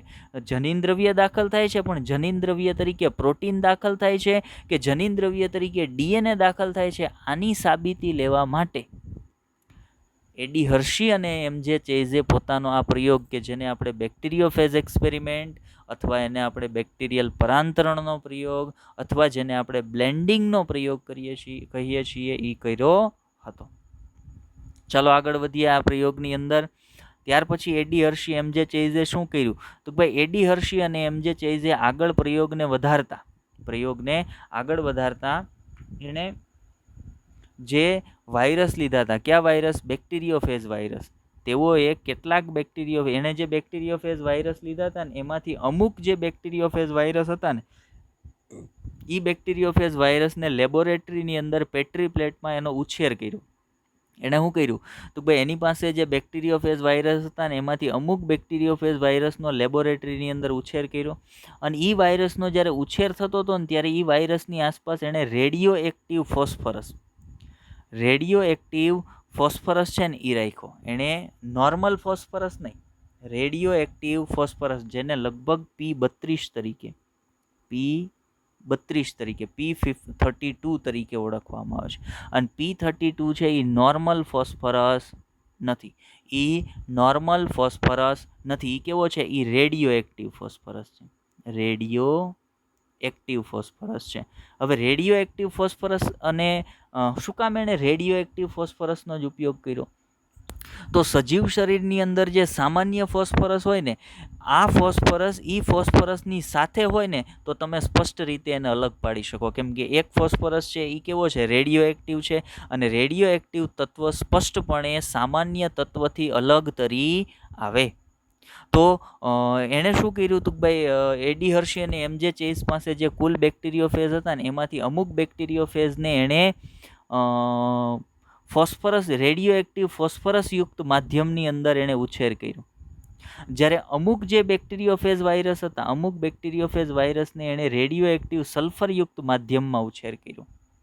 જો ધ્યાન આપજો, એણે શું કર્યું હતું? એની પાસે જે બેક્ટેરિયોફેજ વાયરસ હતા એમાંથી અમુક બેક્ટેરિયોફેજ વાયરસને એણે રેડિયો એક્ટિવ ફોસ્ફરસયુક્ત માધ્યમની અંદર ઉછેર કર્યો અને અમુક બેક્ટેરિયોફેજ વાયરસનો એણે રેડિયો એક્ટિવ સલ્ફરયુક્ત માધ્યમમાં ઉછેર કર્યો. હવે આવું શું કામ કર્યું? તો ભાઈ આવું એણે કર્યું હતું વાયરસના જે 2 ઘટકો છે, વાયરસના બંધારણમાં 2 ઘટકો ક્યાં ક્યાં આવેલા છે? એક આવેલ છે પ્રોટીન અને બીજો આવેલ છે ન્યુક્લિક એસિડ. અને ન્યુક્લિક એસિડ તરીકે કોણ આવેલ છે? તો આપણે જે વાયરસ લીધો છે એની અંદર ન્યુક્લિક એસિડ તરીકે આવેલ છે ડીએનએ. અને બીજું શું આવેલ છે તો ભાઈ પ્રોટીન. હવે એડી હર્શેને એમજે ચેઝે તો તપાસ શું કરવાની હતી? એને એ તો ખબર હતી કે વાયરસના શરીરમાંથી બેક્ટેરિયાના શરીરમાં કંઈક દાખલ થાય છે, પણ એ વાયરસના શરીરમાંથી બેક્ટેરિયાના શરીરમાં દાખલ થતો ઘટક બેમાંથી કયો છે? પ્રોટીન છે કે ડીએનએ છે? આ એણે સાબિતી જોતી હતી. એટલે એણે શું કર્યું તો ભાઈ પ્રોટીનને રેડિયો એક્ટિવ સબસ્ટન્સથી રેડિયો લેબલ કરી દીધું અને ડીએનએને પણ રેડિયો એક્ટિવ સબસ્ટન્સથી લેબલ કરી દીધું. કઈ રીતે લેબલ થઈ શકે તો ભાઈ એણે સામાન્ય બેક્ટેરિયોફેજ વાયરસ અહીંયા લીધો અને અહીંયા પણ એક સામાન્ય બેક્ટેરિયોફેજ વાયરસ લીધો અને અહીંયા એની આસપાસમાં શું રાખ્યું તો ભાઈ એની આસપાસમાં એણે રાખ્યો નોર્મલ ફોસ્ફરસથી અલગ એવો રેડિયો લેબલ ફોસ્ફરસ એટલે P32 અને બીજી પેટ્રી પ્લેટમાં જે સામાન્ય બેક્ટેરિયોફેજ વાયરસ રાખ્યો તો એની પાસે એણે રાખ્યો S35 એટલે સામાન્ય સલ્ફર કરતાં અલગ જે સલ્ફર છે એ કે જેને આપણે રેડિયો એક્ટિવ સલ્ફર કહીએ એ. હવે એના કારણે શું થયું તો ભાઈ આ જે વાયરસ સામાન્ય અહીંયા પડ્યો હતો ને એ વાયરસે પોતાના જેવા નવા વાયરસ છે એ પેટ્રી પ્લેટમાં બનાવવાના શરૂ કર્યા. એણે શું કર્યું? પોતાના જેવા નવા વાયરસ છે એ બનાવવાના શરૂ કર્યા. હવે વાયરસ જ્યારે નવા બનતા હતા ત્યારે એ નવા વાયરસ બનાવવા માટે એણે નવા પ્રોટીન અને નવા ન્યુક્લિક એસિડની જરૂર પડે, કેમ કે વાયરસ શેનો બનેલો છે? વાયરસ તો પ્રોટીન અને ન્યુક્લિક એસિડનો બનેલો છે. તો નવા વાયરસ બનાવવા હોય તો નવું ન્યુક્લિક એસિડ અને નવો પ્રોટીનની જરૂર પણ પડે ને ભાઈ. ધ્યાન આપજો, આપણે શું કહીએ છીએ? આપણે તમને કહીએ છીએ કે પેટ્રી પ્લેટની અંદર વાયરસનો ઉછેર કરવામાં આવ્યો. તો એક વાયરસ લીધો અને એનો ઉછેર કરીને એમાંથી એણે ઘણા બધા વાયરસ પ્રાપ્ત કર્યા. તો એણે શું કર્યું તો ભાઈ એણે કર્યું એક પેટ્રી પ્લેટમાં જ્યાં નવા વાયરસ બનતા હતા ને ત્યાં ફોસ્ફરસ 32 રાખી દીધો. એટલે હવે જેટલા નવા વાયરસ બનશે એ નવા વાયરસની અંદર જે ડીએનએ બનશે એ ડીએનએની અંદર જે ફોસ્ફરસ આવશે ને એ ફોસ્ફરસ નોર્મલ ફોસ્ફરસ નહીં આવે. નવા જેટલા વાયરસ બનશે એ તમામ વાયરસની અંદર જે ડીએનએ બનશે એ ડીએનએની અંદર નોર્મલ ફોસ્ફરસ નહીં આવે. કયો ફોસ્ફરસ આવશે? રેડિયો એક્ટિવ ફોસ્ફરસ આવશે. અને એવી જ રીતે જે પેટ્રી પ્લેટની અંદર એણે S35 એટલે રેડિયો એક્ટિવ સલ્ફર રાખ્યો હતો એ પેટ્રી પ્લેટમાં જેટલા પણ નવા વાયરસ બનશે એ બધાની અંદર જે પ્રોટીન બનશે ને એ પ્રોટીનની અંદર જે સલ્ફર હશે ને એ સલ્ફર કેવો બનશે? એ રેડિયો એક્ટિવ સલ્ફર હશે. મતલબ એણે શું કર્યું તો ભાઈ એણે બહુ સ્પષ્ટપણે બે અલગ અલગ પ્રકારના વાયરસ પ્રાપ્ત કર્યા. આ રીતે એણે બે અલગ અલગ પેટ્રી પ્લેટમાં વાયરસનો ઉછેર કરી અને બે અલગ અલગ પ્રકારના વાયરસ છે ને એણે પ્રાપ્ત કર્યા. ક્યાં બે અલગ અલગ પ્રકારના વાયરસ એણે પ્રાપ્ત કર્યા? ધ્યાન આપજો, એણે બે અલગ અલગ પ્રકારના જે વાયરસ પ્રાપ્ત કર્યા એમાં એક વાયરસ એણે જે પ્રાપ્ત કર્યો હતો એ કેવો હતો તો ભાઈ એક વાયરસ એણે જે પ્રાપ્ત કર્યો હતો એ વાયરસની અંદર જે પ્રોટીન હતું ને એ વાયરસનું જે પ્રોટીન હતું જે બહારની બાજુએ છે, એટલે અહીંયા જો સેજ ઘાટો ગ્રીન કલર તમને બહારની બાજુ દેખાય છે આખા વાયરસ. તો એ બહારનો આખો ભાગ છે એ શેનો બનેલો છે તો ભાઈ એ બનેલો છે પ્રોટીનનો. તો એણે જે બે બેક્ટેરિયોફેજ પ્રાપ્ત કર્યા ને જે વાયરસ બે પ્રકારના વાયરસ પ્રાપ્ત કર્યા ને એમાં એક પ્રકારનો વાયરસ હતો ને એ વાયરસના બંધારણમાં જેટલું પણ પ્રોટીન આવેલું હતું ને એ બધા પ્રોટીનની અંદર જે સલ્ફર આવેલો હતો ને એ નોર્મલ સલ્ફર કરતાં કેવો હતો? અલગ. કયો હતો? S35 હતો. અને S35 એટલે કેવો સલ્ફર છે તો ભાઈ રેડિયો એક્ટિવ સલ્ફર છે. અને બીજા એણે કયા પ્રકારના વાયરસ પ્રાપ્ત કર્યા તો ભાઈ બીજી પેટ્રી પ્લેટમાં જે વાયરસ એણે ઉછેર કર્યા હતા એ વાયરસ જોશો તો એની અંદર પ્રોટીન કેવું છે? સામાન્ય છે. એટલે જુઓ વાયરસની બહારનો ભાગ છે એને કોઈ પણ પ્રકારનો રંગીન નથી બનાવ્યો, એ સામાન્ય છે. પણ તમે એનું જે શીર્ષ પ્રદેશ છે એની અંદર તરફ જોશો તો ઘાટો ગ્રીન કલર દેખાય છે. અને ન્યા શું આવેલો હોય તો ભાઈ ન્યા આવેલો છે વાયરસનો ડીએનએ. મતલબ બીજા જે પ્રકારના વાયરસ એણે ઉછેર કર્યા હતા જે એવી પેટ્રી પ્લેટમાં ઉછેર કર્યા હતા જ્યાં P32 એટલે રેડિયો એક્ટિવ ફોસ્ફરસ હતો એ પેટ્રી પ્લેટમાં ઉછેર કર્યા હતા.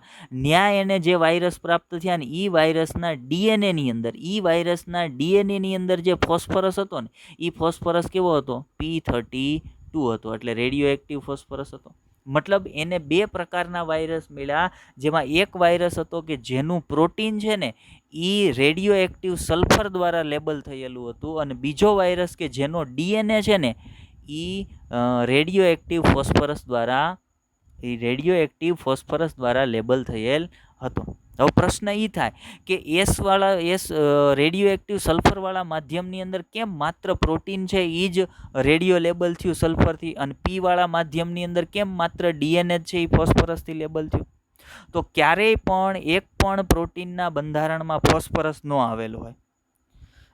એટલા માટે ફોસ્ફરસયુક્ત માધ્યમની અંદર જે વાયરસ હતા ને એ વાયરસનો માત્ર ને માત્ર ડીએનએ છે ને એ રેડિયો એક્ટિવ બન્યો.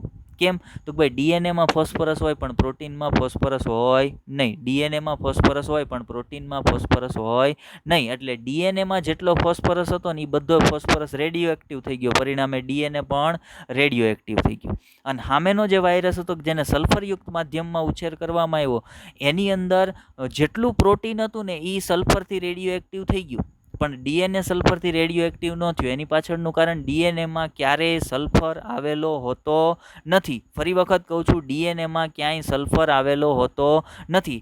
એના પરિણામે સલ્ફરયુક્ત માધ્યમમાં જે વાયરસનો ઉછેર થયો એનો માત્ર પ્રોટીન છે ને એ રેડિયો એક્ટિવ બન્યો. અને જે ફોસ્ફરસયુક્ત માધ્યમમાં જે વાયરસનો ઉછેર થયો હતો ને એનો ડીએનએ છે ને એ માત્ર રેડિયો એક્ટિવ બન્યો. તો આ બે પ્રકારના વાયરસ છે એણે પ્રાપ્ત કર્યા. આગળ વધીએ. હવે એણે શું કર્યું? તો ભાઈ જો એ બે પ્રકારના વાયરસ એણે કઈ રીતે પ્રાપ્ત કર્યા એનો થોડોક થિયરી પોર્શન મેં અહીંયા મૂક્યો છે, એ તમને ફટાફટ સમજાવી દઉં. એણે શું કર્યું? તો ભાઈ તેઓએ જે વાયરસનો ઉછેર કર્યો તેઓએ જે વાયરસનો ઉછેર રેડિયો એક્ટિવ ફોસ્ફરસયુક્ત માધ્યમમાં કર્યો હતો. તેઓએ જે વાયરસનો ઉછેર રેડિયો એક્ટિવ ફોસ્ફરસયુક્ત માધ્યમ, રેડિયો એક્ટિવ ફોસ્ફરસ એટલે કયો? P32, રેડિયો એક્ટિવ ફોસ્ફરસયુક્ત માધ્યમમાં ઉછેર કર્યો તેમાં રેડિયો એક્ટિવ ડીએનએ જોવા મળ્યું. પરંતુ જો ધ્યાન આપજો, પરંતુ રેડિયો એક્ટિવ પ્રોટીન ન હતું. આવું શું કામ થયું? તો પ્રોટીનમાં ક્યાંય ફોસ્ફરસ હોય નહીં અને ફોસ્ફરસ માત્ર ત્યાં જ ગોઠવાય જ્યાં પહેલેથી હોય. તો ડીએનએમાં ક્યાં ફોસ્ફરસ હોય? તો ભાઈ ડીએનએનો જે આધાર હોય ને એનાથી બનેલો હોય, શુગર અને ફોસ્ફરસ. તો એ નવો જેટલો ડીએનએ બનશે ને એમાં જે આધાર બનવા માટે જેટલી જગ્યાએ ફોસ્ફરસની જરૂર પડશે ને એ બધો ફોસ્ફરસ સામાન્ય ફોસ્ફરસ નહીં આવે. કેમ કે માધ્યમમાં કેવો ફોસ્ફરસ હતો? P32. એટલે જેટલો ડીએનએ બનશે એ તમામ ડીએનએ કેવો બની જશે? Radio active. પણ પ્રોટીન રેડિયો એક્ટિવ બનતું નથી. જો અહીંયા કારણે આપ્યું, કારણ કે ડીએનએમાં ફોસ્ફરસ હોય પરંતુ પ્રોટીનમાં ફોસ્ફરસ હોતો નથી. એવી જ રીતે બીજામાં શું કર્યું એણે? તો ભાઈ એવી જ રીતે જે વાયરસનો ઉછેર રેડિયો એક્ટિવ સલ્ફરયુક્ત માધ્યમમાં કરવામાં આવ્યો તેમાં રેડિયો એક્ટિવ પ્રોટીન હતું પરંતુ રેડિયો એક્ટિવ ડીએનએ હતું નહીં. કારણ કે ડીએનએમાં ક્યાંય ફોસ્ફરસ હોતો નથી. ડીએનએમાં ક્યાંય ફોસ્ફરસ ડીએનએમાં અહીંયા કંઈક લખવામાં ભૂલ છે આપણી. અહીંયા એવું આવશે, ડીએનએમાં ક્યાંય સલ્ફર હોતો નથી. શું કહેવાનું છે? લખવાનું છે સલ્ફર. અહીંયા મિસ્ટેક છે, સુધારો કરી લેજો. ડીએનએમાં ક્યાંય પણ સલ્ફર હોતો નથી. એટલા માટે આ કેસમાં માત્ર ને માત્ર પ્રોટીન છે ને એ રેડિયો એક્ટિવ બન્યું અને ઉપરના કેસમાં માત્ર ડીએનએ છે ને એ રેડિયો એક્ટિવ બન્યો. કારણ કે જે માધ્યમમાં ઉછેર કરવામાં આવ્યો હતો એ માધ્યમમાં એકમાં હતો S35 અને એકમાં હતો P32. જે માધ્યમમાં P32 હતો ને એમાં માત્ર ડીએનએ રેડિયો એક્ટિવ બન્યો. કારણ તો ભાઈ ફોસ્ફરસ ક્યાં હોય? ડીએનએમાં. અને જે માધ્યમમાં S35 હતો ને એમાં માત્ર પ્રોટીન છે ને એ રેડિયો એક્ટિવ બન્યું. કારણ તો ભાઈ સલ્ફર માત્ર ક્યાં હોય? તો ભાઈ એ માત્ર પ્રોટીનમાં હોય, એ ડીએનએમાં હોતો નથી. ચાલો, તો આપણને ખબર પડી ગઈ એણે કઈ રીતે બે પ્રકારના રેડિયો એક્ટિવ વાયરસ છે એ પ્રાપ્ત કર્યા. હવે એણે શું કર્યું? તો ભાઈ એક વખત એને આ બે પ્રકારના રેડિયો એક્ટિવ વાયરસ છે એ પ્રાપ્ત થઈ ગયા એટલે એણે પ્રયોગ છે એ શરૂ કર્યો. એણે શું કર્યું? તો ભાઈ એણે એક વાયરસ કેવો હતો? તો ભાઈ એક વાયરસ હતો જેનું પ્રોટીન છે ને રેડિયો એક્ટિવ હતું. કેનાથી રેડિયો એક્ટિવ હતું? S35. એનું પ્રોટીન છે ને રેડિયો એક્ટિવ હતું S35 થી. અને બીજો વાયરસ એણે કયો લીધો હતો? જેનું ડીએનએ છે એ રેડિયો એક્ટિવ હતું. કોનાથી હતું? P32 થી રેડિયો એક્ટિવ હતું. હવે આ બંને પ્રકારના વાયરસને કોના ઉપર આ વાયરસનો ચેપ કોને લગાડ્યો? તો આ વાયરસનો ચેપ એને બેક્ટેરિયાને લગાડ્યો. આ વાયરસનો ચેપ એણે બેક્ટેરિયાને લગાડ્યો. બંને પ્રકારના વાયરસનો ચેપ એણે બેક્ટેરિયાને લગાડ્યો. અને વાયરસની પ્રકૃતિ છે કે એ પોતાનું જનીન દ્રવ્ય છે ને એને બેક્ટેરિયાની અંદર દાખલ કરશે. એટલે આ વાયરસ જે પ્રોટીન જે રેડિયો એક્ટિવ પ્રોટીનવાળા વાયરસ હતા એણે પણ પોતાનું જનીન દ્રવ્ય છે એ બેક્ટેરિયામાં દાખલ કર્યું. જો અહીંયા દેખાય છે એ દાખલ કરે છે. અને આ જેનો ડીએનએ રેડિયો એક્ટિવ હતો એણે પણ પોતાનું જનીન દ્રવ્ય છે એ બેક્ટેરિયામાં દાખલ કર્યું. જો અહીંયા સ્પષ્ટ બાજુની આકૃતિમાં સ્પષ્ટ દેખાય છે કે અહીંયા બંને વાયરસે પોતાનું જે જનીન દ્રવ્ય હતું એ દાખલ કર્યું અને અહીંયા પણ બંને વાયરસે પોતાનું જનીન દ્રવ્ય છે એ દાખલ કર્યું છે. બરાબર. હવે શું થયું તો કે ભાઈ બંને બેક્ટેરિયાની અંદર જનીન દ્રવ્ય છે એ દાખલ થઈ ગયું એટલે બંને બેક્ટેરિયા હવે વાયરસથી ચેપગ્રસ્ત થઈ ગયા. એટલે બંને બેક્ટેરિયા, મેં તમને હમણાં વાયરસની ક્રિયાવિધિ સમજાવી હતી, વાયરસ જે બેક્ટેરિયા ઉપર અટેક કરશે એ બેક્ટેરિયા છે એ કેવા બની જશે તો ભાઈ એ બેક્ટેરિયા છે, ફરી વખત કહું છું, જે વાયરસ બેક્ટેરિયા પર અટેક કરશે એ બેક્ટેરિયા કેવા બની જશે તો ભાઈ એ બેક્ટેરિયા વાયરસની ફેક્ટરી બની જશે. એટલે એ બેક્ટેરિયા હવે નવા વાયરસ છે એ ઉત્પન્ન કરવા મળશે, કેમ કે વાયરસનો જે ડીએનએ હતો એ વાયરસનો ડીએનએ બેક્ટેરિયાના ડીએનએને હાઇજેક કરી લેશે અને નવા વાયરસ ઉત્પન્ન કરવાનું શરૂ કરશે. એટલે બંને તરફના જે બેક્ટેરિયા હતા એણે નવા વાયરસ ઉત્પન્ન કરવાના શરૂ કર્યા.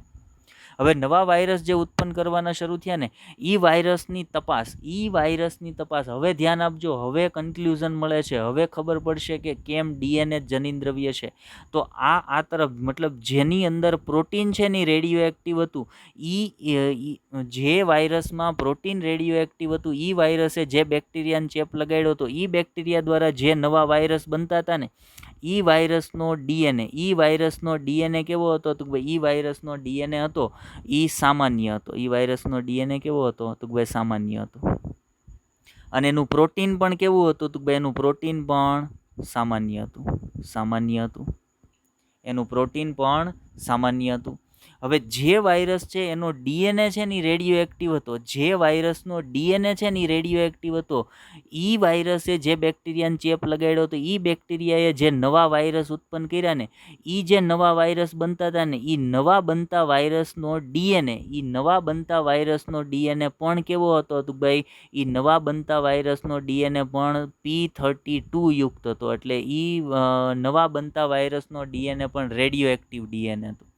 નવા બનતા વાયરસનો ડીએનએ પણ રેડિયો એક્ટિવ ડીએનએ હતો. હવે ધ્યાન આપજો, હવે જે હું બાબત કહું છું એના પર ધ્યાન આપજો કે બેક્ટેરિયાને રેડિયો એક્ટિવ ડીએનએ બનાવવાની માહિતી કોણે આપી હતી? વાયરસે. બેક્ટેરિયાએ જે નવા વાયરસ બનાવ્યા એ વાયરસ એણે કેવા બનાવવાના છે એની માહિતી જે બેક્ટેરિયા છે એ નવા વાયરસ ઉત્પન્ન કરે છે તો એ નવા વાયરસ કેવા બનાવવા એની માહિતી એને કોણે આપી હતી? તો ભાઈ એની માહિતી વાયરસના શરીરમાંથી બેક્ટેરિયાના શરીરમાં જે ઘટક દાખલ થયો હતો કે જેને આપણે જનીન દ્રવ્ય કહીએ છીએ એણે આપી હતી. હવે તમે એવું વિચારો કે જો જનીન દ્રવ્ય તરીકે પ્રોટીન હોત ને તો જે વાયરસનું પ્રોટીન છે ને રેડિયો એક્ટિવ હોત ને એ વાયરસ દ્વારા જે બેક્ટેરિયાને ચેપ લાગ્યો ને એ બેક્ટેરિયા દ્વારા જે નવા વાયરસ બનત ને એ વાયરસનો પ્રોટીન સામાન્ય ન બનત. એ વાયરસનો પ્રોટીન એ કેવો બનત? Radio active બનત. પણ એવું ન થયું. એનો અર્થ એવો થયો કે પ્રોટીન છે એ વાયરસના શરીરમાંથી બેક્ટેરિયાના શરીરમાં દાખલ થતો નથી. જો પ્રોટીન વાયરસના શરીરમાંથી બેક્ટેરિયાના શરીરમાં દાખલ થતો હોત ને તો બેક્ટેરિયા દ્વારા જે નવા વાયરસ બનત ને એ વાયરસમાંથી જેટલો પણ પ્રોટીન બનત ને એ એકે સામાન્ય બનત નહીં. એ કેવો બનત? Radio active બનત. પણ એવું થયું નહીં. એનો સ્પષ્ટ અર્થ એવો થાય કે પ્રોટીન છે એ જનીન દ્રવ્ય નથી. તો બીજા પ્રયોગમાં તમે જુઓ કે જે વાયરસનો ડીએનએ રેડિયો એક્ટિવ થયો હતો ફોસ્ફરસથી, એ વાયરસથી જે બેક્ટેરિયાને ચેપ લાગ્યો હતો એ બેક્ટેરિયા દ્વારા જેટલા પણ નવા વાયરસ બન્યા ને એ બધા વાયરસનો ડીએનએ છે એ કેવો બન્યો? તો ભાઈ ડીએનએ રેડિયો એક્ટિવ બન્યો. એ વાયરસનો ડીએનએ રેડિયો એક્ટિવ બન્યો. મતલબ એનો એવો થાય કે બેક્ટેરિયાને એવો સંદેશો મળ્યો છે કે જે ડીએનએ બનાવવાનો છે એ ડીએનએ કેવો બનાવવાનો છે? Radio active. અને એ સંદેશો માત્ર કોની પાસે હતો? એ સંદેશો હતો ડીએનએ પાસે. તો જો ડીએનએ વાયરસમાંથી બેક્ટેરિયાના શરીરમાં દાખલ થયો હોય તો જ અને માત્ર તો જ બેક્ટેરિયાને આ સંદેશો મળે ને કે નવા વાયરસ જે બનશે એ તમામ વાયરસનો ડીએનએ કેવો બનાવવાનો છે? તો ભાઈ રેડિયો એક્ટિવ ફોસ્ફરસ ધરાવતો બનાવવાનો છે. આનો અર્થ એવો થાય કે વાયરસ જે બે ઘટકનો બનેલો છે, પ્રોટીન અને ન્યુક્લિક એસિડ અથવા પ્રોટીન અને ડીએનએ, એ બેમાંથી વાયરસમાંથી બેક્ટેરિયાના શરીરમાં કોણ દાખલ થાય છે? ડીએનએ દાખલ થાય છે. અને ડીએનએ વાયરસના શરીરમાંથી બેક્ટેરિયાના શરીરમાં દાખલ થઈ અને બેક્ટેરિયાના જે લક્ષણો છે ને એને બદલી નાખે છે. બેક્ટેરિયા જે સામાન્ય સ્થિતિમાં વાયરસ નથી બનાવતો એને કેવો કરી દે છે, વાયરસ બનાવતો કરી દે છે. મતલબ બેક્ટેરિયાના લક્ષણોની અંદર ફેરફાર કરતો જે ઘટક હતો એને જ આપણે જનીન દ્રવ્ય કહીએ. તો આનો સ્પષ્ટ અર્થ એવો થાય કે જનીન દ્રવ્ય તરીકે પ્રોટીન નથી વર્તતું, પણ કોણ વર્તે છે? તો ભાઈ ડીએનએ વર્તે છે. તો આ પ્રકારનો પ્રયોગ કોણે કર્યો? તો એડી હર્શી અને એમજે ચેઝે કર્યો. તો આ જે તમારી સામે ગ્રાફ છે અથવા તમારી સામે જે આકૃતિ છે એ ઇમ્પોર્ટન્ટ છે. કોની આકૃતિ છે? એ આકૃતિ છે એનસીઆરટી આપણી પ્રિય પુસ્તકની આકૃતિ છે. તો એ આકૃતિ આપણે બધાએ ધ્યાનમાં રાખવાની છે. ચાલો, આ આકૃતિમાં થોડું કન્ફ્યુઝન થાય એવું છે એટલે મેં બીજી નીચે એક આકૃતિ રાખી છે અને જો એની ઉપર ટાઇટલ આપ્યું છે બ્લેન્ડિંગનો પ્રયોગ. કારણ મેં ત્યાં તમને કીધું હતું કે એને બ્લેન્ડિંગના પ્રયોગ તરીકે પણ ઓળખવામાં આવે. શું કામ બ્લેન્ડિંગના પ્રયોગ તરીકે ઓળખવામાં આવે એની માહિતી પણ આગળ તમને આપીશ. એટલે ખાલી ગોખી લાવવાનું બ્લેન્ડિંગનો પ્રયોગ છે એવું નથી, બરાબર? એને બ્લેન્ડિંગનો પ્રયોગ કહેવામાં આવે છે, એની પાછળનું રીઝન છે. ચાલો, હવે તો ભાઈ એડી હર્શી એમજે ચેઝે શું કર્યું હતું? 2 પ્રકારના બેક્ટેરિયોફેજ વાયરસ તૈયાર કર્યા હતા. તો આ 2 પ્રકારના બેક્ટેરિયોફેજ વાયરસ તમારી સામે છે. ઉપર તરફનો જે બેક્ટેરિયોફેજ વાયરસ છે એનું પ્રોટીન જેટલું છે. વાયરસ કેટલા ઘટકથી બનેલો? 2 જ ઘટક, પ્રોટીન અને ન્યુક્લિક એસિડ. અથવા પ્રોટીન, અહીંયા જે આપણે વાયરસ લીધો છે એ 2 ઘટકથી બનેલો, પ્રોટીન અને ડીએનએ, બરાબર? તો ઉપરનો જે વાયરસ છે એનું જે પ્રોટીન ભાગ હતો ને એ તમામ પ્રોટીન ભાગને એનાથી રેડિયો એક્ટિવ કરી દીધો છે S35 થી. જે સલ્ફર કેવો છે? રેડિયો એક્ટિવ સલ્ફર છે. અને નીચેનો જે વાયરસ છે એના ડીએનએને એનાથી રેડિયો એક્ટિવ કરી દીધો P32 થી. એટલે નીચે તરફનો વાયરસ છે એ કેવો છે? તો ભાઈ એનો ડીએનએ છે ને એ રેડિયો એક્ટિવ છે, અને ઉપર તરફના વાયરસનો પ્રોટીન છે ને એ રેડિયો એક્ટિવ છે. હવે આવા પ્રોટીન જે વાયરસનો રેડિયો એક્ટિવ છે ને એવા વાયરસનો ચેપ કોને લગાડે છે? ઇસ્ચેરેશિયા કોલાઈ બેક્ટેરિયાને લગાડે છે. એવી જ રીતે જેનો ડીએનએ છે ને રેડિયો એક્ટિવ છે એવા વાયરસનો ચેપ કોને લગાડે છે? ઇસ્ચેરેશિયા કોલાઈ બેક્ટેરિયાને લગાડે છે. પરિણામે શું થયું? તો ભાઈ પરિણામે બેક્ટેરિયાની અંદર, અહીંયા ઉપરના જે બેક્ટેરિયા હતા ને એ બેક્ટેરિયાની અંદર ડીએનએ, જો એ બેક્ટેરિયાના શરીરની અંદર કોઈ પણ પ્રકારનો રેડિયો એક્ટિવ તત્વ ન જોવા મળ્યો. રેડિયો એક્ટિવ તત્વ ઉપરનો જે બેક્ટેરિયા હતો ને એણે ઉપરનો જે પ્રયોગ હતો ને એની અંદર વાયરસનો કોઈ રેડિયો એક્ટિવ તત્વ છે ને એ બેક્ટેરિયાના શરીરમાં જોવા મળ્યો નહીં. પણ નીચેનો જે પ્રયોગ હતો ને એની અંદર તમે જુઓ તો વાયરસની અંદર તમે જે રેડિયો એક્ટિવ ફોસ્ફરસ દાખલ કર્યો હતો ને, વાયરસની અંદર તમે જે રેડિયો એક્ટિવ ફોસ્ફરસ દાખલ કર્યો હતો ને એ રેડિયો એક્ટિવ ફોસ્ફરસ છે એડી હર્શી અને એમજે ચેઝને બેક્ટેરિયાના શરીરમાં જોવા મળ્યો. એનો અર્થ એવો થયો કે વાયરસ એ બેક્ટેરિયાના શરીરમાં શું દાખલ કરે છે? વાયરસ બેક્ટેરિયાના શરીરમાં ડીએનએ દાખલ કરે છે. જો એ બેક્ટેરિયાના શરીરમાં પ્રોટીન દાખલ કરતો હોત ને તો બેક્ટેરિયાના શરીરમાં શું હાજર મળત? S35 રેડિયો એક્ટિવ સલ્ફર મળત. પણ એ એવું થયું નહીં. બેક્ટેરિયાના શરીરમાં શું હાજર મળ્યું? P32. એટલે રેડિયો એક્ટિવ ફોસ્ફરસ હાજર મળ્યો. એનો અર્થ એવો થાય કે વાયરસ બેક્ટેરિયાના શરીરમાં શું દાખલ કરે છે? તો ભાઈ વાયરસ બેક્ટેરિયાના શરીરમાં ડીએનએને દાખલ કરે છે. વાયરસ બેક્ટેરિયાના શરીરમાં શું દાખલ કરે છે? તો ભાઈ વાયરસ બેક્ટેરિયાના શરીરમાં ડીએનએ દાખલ કરે છે. અને વાયરસ પોતાનું જે દ્રવ્ય બેક્ટેરિયાના શરીરમાં દાખલ કરતું હોય એ શું હોય? તો ભાઈ એ એનું જનીન દ્રવ્ય હોય. તો આનો અર્થ એવો થાય કે વાયરસ છે એ બેક્ટેરિયાના શરીરમાં ડીએનએ દાખલ કરે છે. એટલે વાયરસનું જનીન દ્રવ્ય કોણ થયું? તો ભાઈ ડીએનએ થયું. એનાથી એવી સાબિતી મળી, એડી હર્શી અને એમજે ચેઝે એવી સાબિતી આપી કે ભાઈ જનીન દ્રવ્ય તરીકે પ્રોટીન વર્તતું નથી, પરંતુ કોણ વર્તે છે? તો ભાઈ જનીન દ્રવ્ય તરીકે ડીએનએ વર્તે છે. ચાલો, તો આ આકૃતિની અંદર હું એવી આશા રાખું છું કે તમને વ્યવસ્થિત રીતે વાત આખી સમજાણી હશે. ચાલો આગળ વધીએ એનાથી. તો હવે થોડોક થિયરી પોર્શન ઉપર ધ્યાન આપીએ. જે માહિતી મેં તમને અહીંયા સમજાવી આકૃતિની અંદર એના સંદર્ભે થોડોક થિયરી પોર્શન જોઈ લઈએ. તો જુઓ, હવે એણે શું કર્યું હતું? એને આની આગળ જ્યાં થિયરી પોર્શન આપણે જોયું તો ત્યાં છેલ્લે મેં તમને શું કીધું હતું? એણે 2 પ્રકારના વાયરસ ઉત્પન્ન કરી લીધા. 2 પ્રકારના રેડિયો એક્ટિવ વાયરસ ઉત્પન્ન કર્યા. જેમાં એક વાયરસ હતો એનો ડીએનએ છે એ P32 એટલે રેડિયો એક્ટિવ ફોસ્ફરસથી લેબલ કર્યો હતો, અને એક વાયરસનું પ્રોટીન છે ને એને રેડિયો એક્ટિવ સલ્ફરથી લેબલ કરી લીધું હતું. હવે radio active phase virus, radio active phase વાયરસનો ચેપ એણે કોને લગાડ્યો? ઇસ્ચેરેશિયા કોલાઈને લગાડવામાં આવ્યો. હવે સંક્રમણ જેમ જેમ આગળ વધે છે તેમ તેને બ્લેન્ડરમાં હલાવવાથી, શબ્દ આવ્યો યાદ રાખજો, બ્લેન્ડર. બ્લેન્ડર એટલે મિક્સ કરવા માટે વપરાતું યંત્ર, એને આપણે બ્લેન્ડર કહીએ. તો આ પ્રયોગની અંદર બેક્ટેરિયાને વાયરસથી ચેપગ્રસ્ત કરવા માટે એનું બ્લેન્ડિંગ કરવામાં આવે છે. એને બ્લેન્ડરની અંદર એકબીજા સાથે મિક્સ કરવામાં આવે છે અથવા તેને હલાવવામાં આવે છે. એટલા માટે આ પ્રયોગને બ્લેન્ડિંગનો પ્રયોગ પણ કહેવામાં આવે છે. મેં તમને આગળ કીધું તું, હું સાબિતી આપીશ શું કામ આને બ્લેન્ડિંગનો પ્રયોગ કહે છે. તો આ એની સાબિતી છે. ચાલો આગળ વધીએ કે બ્લેન્ડરમાં હલાવવાથી વાયરસનું આવરણ બેક્ટેરિયામાંથી અલગ થઈ જાય છે. હવે થયું તું હું, તો ભાઈ બેક્ટેરિયા પર વાયરસ છે ની ચોંટી ગયો હતો. બેક્ટેરિયા પર વાયરસ ચોંટી ગયો હતો, બરાબર. હવે આપણે શું કરવું હતું, તો વાયરસે જે બેક્ટેરિયાના શરીરમાં દાખલ કરવાનું હતું એ દાખલ કરી દે ને પછી આપણે વાયરસને એના શરીર પર ચોટેલો રહેવા દેવો નહોતો. એટલે તમે એને બ્લેન્ડરની અંદર મિક્સ કર્યો ને એટલે ઓટોમેટિકલી વાયરસ છે ને બેક્ટેરિયાના શરીર ઉપરથી છૂટો પડી ગયો. એટલે હવે તમને બેક્ટેરિયાની અંદર વાયરસનો એક એવો જ ઘટક માત્ર જોવા મળશે કે જે વાયરસમાંથી બેક્ટેરિયામાં દાખલ થઈ ગયો હશે. જો વાયરસ બેક્ટેરિયા ઉપર ચોટેલો એમનેમ હોત તો તમને બેક્ટેરિયાની અંદર વાયરસના બધા ઘટકો છે એ પ્રાપ્ત થાત જ. પણ આપણે શું કર્યું, બેક્ટેરિયા પરથી વાયરસને બ્લેન્ડર દ્વારા છૂટો પાડી નાખ્યો. એટલે હવે બેક્ટેરિયાની અંદર માત્ર વાયરસનો એવો જ ઘટક જોવા મળશે કે જે વાયરસે બેક્ટેરિયાના શરીરમાં દાખલ કર્યો છે. અને એ શું હશે, તો ભાઈ એ જ એનું જનીનદ્રવ્ય હશે. ચલો આગળ વધીએ કે સેન્ટ્રીફ્યુઝમાં ફેરવવાથી શું કર્યું, સેન્ટ્રીફ્યુઝમાં ફેરવવાથી વાયરસના કણોને બેક્ટેરિયાથી અલગ કરી શકાય છે. સેન્ટ્રીફ્યુઝ મશીન પણ અલગ કરવા માટે વપરાતું મશીન છે. ત્યાર પછી આગળ વધીએ એનાથી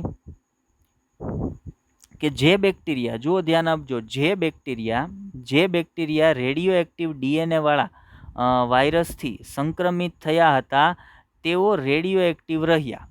જે બેક્ટેરિયા રેડિયો એક્ટિવ ડીએનએ વાળા વાયરસથી સંક્રમિત થયા હતા એ રેડિયો એક્ટિવ રહ્યા. શું કામ, તો ભાઈ એ વાયરસે પોતાનો રેડિયો એક્ટિવ ડીએનએ બેક્ટેરિયામાં દાખલ કરી નાખ્યો એટલે એ બેક્ટેરિયા પણ કેવા રહ્યા, તો ભાઈ એ બેક્ટેરિયા પણ રેડિયો એક્ટિવ રહ્યા.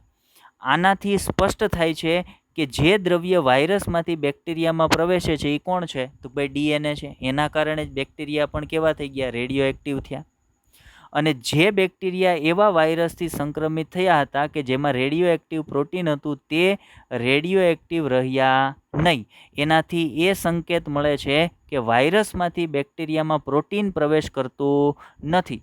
આથી આનુવંશિક દ્રવ્ય ડીએનએ જ છે જે વાયરસમાંથી બેક્ટેરિયામાં પ્રવેશ કરે છે. તો છેલ્લે તારણ શું મળ્યું, તો ભાઈ છેલ્લે આ પ્રયોગના અંતે તારણ પ્રાપ્ત થયું કે આનુવંશિક દ્રવ્ય કે જનીન દ્રવ્ય તરીકે પ્રોટીન વર્તતું નથી, પરંતુ કોણ વર્તે છે, તો ભાઈ પરંતુ ડીએનએ વર્તે છે. તો અહીંયા આ પ્રયોગની શરૂઆતમાં જ આપણે કીધું હતું કે આ પ્રયોગ આપણે શેના માટે ભણીએ છીએ, તો ભાઈ જનીન દ્રવ્ય તરીકે ડીએનએ વર્તે છે એની સાબિતી મેળવવા માટે. અને પ્રયોગના અંતે આપણને સાબિતી પણ પ્રાપ્ત થઈ ગઈ. તો આજના પ્રયોગની અંદર આટલી માહિતીની આપણે વાત કરવાની હતી. પ્રયોગ આપણને બધાને વ્યવસ્થિત રીતે સમજાણો હશે. ચાલો, તો હવે આપણે શું કામ કરશું, તો ભાઈ હવે આપણે તમને થોડુંક હોમવર્ક આપી દેશું. ચાલો, તો હોમવર્કનો પહેલો ક્વેશ્ચન બધા નોટ કરજો. હોમવર્કનો પહેલો ક્વેશ્ચન જે તમારો છે એ છે એવા ઉત્સેચકનું નામ જણાવો. પ્રશ્નને વિચારજો, થોડોક એમનેમ જવાબ ન આપતા પ્રશ્નને 1, 2, 3, 4, 5 વાર સાંભળજો, વાંચજો અને પછી આન્સર આપજો એટલે પ્રશ્ન સમજાશે. એવા ઉત્સેચકનું નામ જણાવો કે જે બેક્ટેરિયલ રૂપાંતરણને અવરોધે છે અથવા અટકાવે છે. તમારે એવા ઉત્સેચકનું નામ આપવાનું છે કે જે ઉત્સેચક બેક્ટેરિયલ રૂપાંતરણને અટકાવે છે. આપણે ગયા લેક્ચરની અંદર એવા ઘણા બધા ઉત્સેચકો જોયા હતા, જેમાંથી અમુક ઉત્સેચકો એવા હતા જે બેક્ટેરિયલ રૂપાંતરણને અટકાવતા નહોતા, પણ એક ઉત્સેચક એવો હતો જે બેક્ટેરિયલ રૂપાંતરણને અટકાવતો હતો. એના વિશે પ્રશ્નની અંદર આપણે પૂછ્યું છે.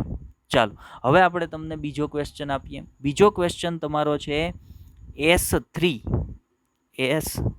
એટલે સ્મૂથ સ્ટ્રેન્ડ, જે ફ્રેડરિક ગ્રિફિથે પોતાના પ્રયોગમાં ઉપયોગમાં લીધી હતી. S3 બેક્ટેરિયાની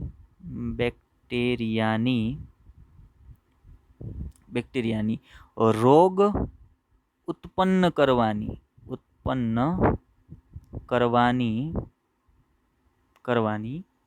ક્ષમતા શેના આધારિત હતી?